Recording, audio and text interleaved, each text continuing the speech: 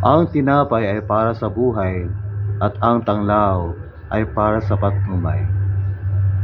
Sinabi ng Panginoong Hesus sa dyablo na hindi lamang sa tinapay mabubuhay ang tao kundi sa bawat salitang nagmumula sa bibig ng Diyos. Ano ang ibig sabihin nito? Ang salita ng Diyos ay mahalaga. Ito ay kailangan natin upang tayo ay mabuhay, upang tayo ay lumakas at hindi magkasakit ang ating kaluluwa.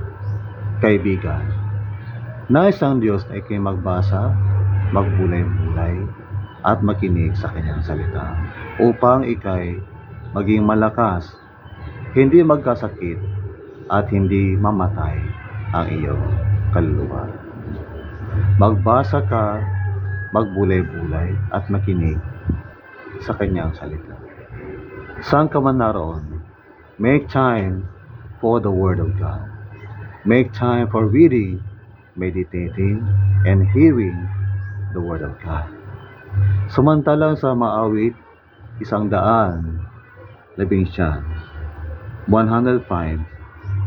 ito naman ating mababasa. Ilawan sa aking mapaa ang salita mo at liwanag sa landas ko. The Word of God ay ating tanglaw. Ang salita ng Diyos ay ating ilaw, tanglaw sa landas ng buhay upang hindi tayo mahulog sa kasalanan.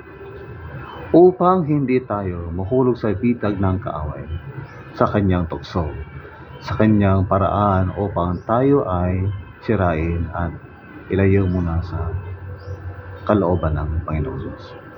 Subalit, tayo merong tanglaw, ang salita ng Diyos upang tayo ay hindi masira, upang tayo ay magkaroon ng tamang desisyon sa buhay at upang tayo ay magtagumpay laban sa tukso, laban sa kasalanan at laban sa taktika, laban sa paraan ng dyablo na tayo ay kanyang sirain. Maraming salamat sa panonood ng Tinapay at Tanglaw ng Buhay. Tayo magdasal. Panginoong Diyos sa langit, maraming salamat po sa tinapay at tanglaw ng buhay. Tulungan mo kami maglaan ng oras para magbasa, magbulay-bulay at makinig sa iyong salita. At tulungan mo kami isabuhay ito saan man kami naroon. Maraming salamat.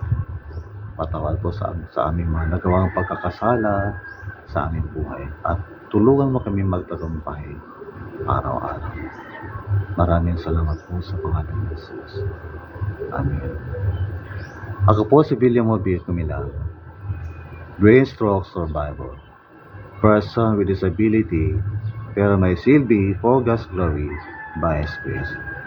Magandang umaga po.